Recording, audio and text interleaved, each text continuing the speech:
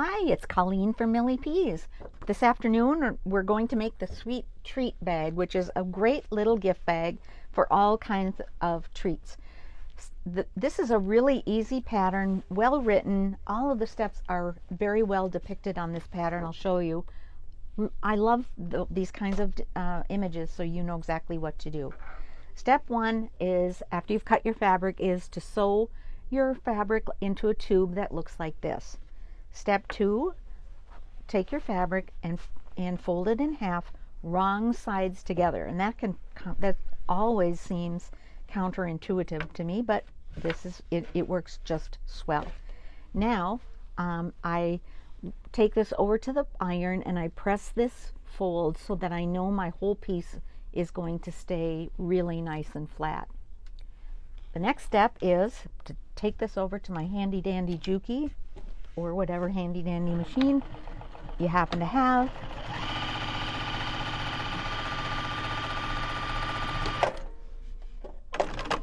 How lucky we are to have this one. And sew your bottom seam. Okay.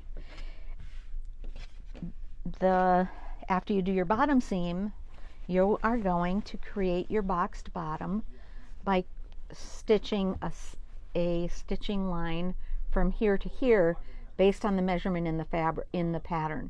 So you'll measure from this corner down this seam to again the dimension in the pattern, and you'll sew a stitching line across. You'll do the same thing on this side, stitching all the way across.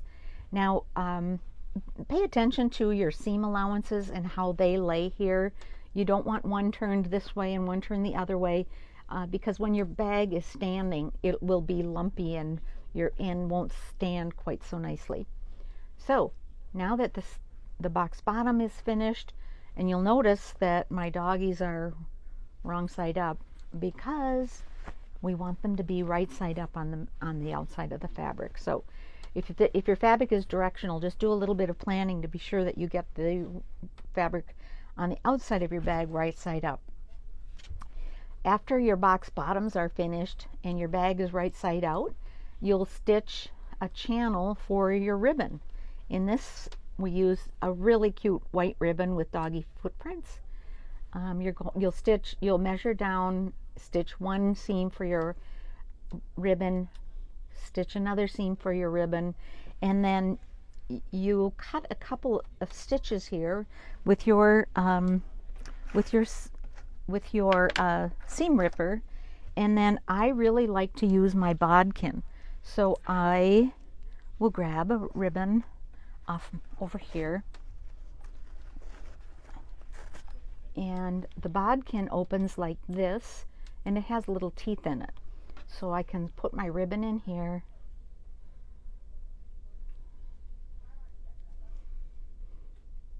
and close it, and I get a really nice tight grip here. The bodkin also is bendy, so it will go around even your small bags and pull that ribbon through and out the other side.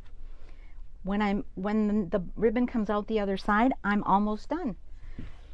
I'm going to open this one a little bit so I can show you how cute it looks. Just tighten that up. So tie yourself a little bow, and there you go. This one has a little mason jar in it, which is a little bit short for this bag, but you could put treats in here, put a jar of salsa, put a jar of jam. What a fabulous little treat bag this is.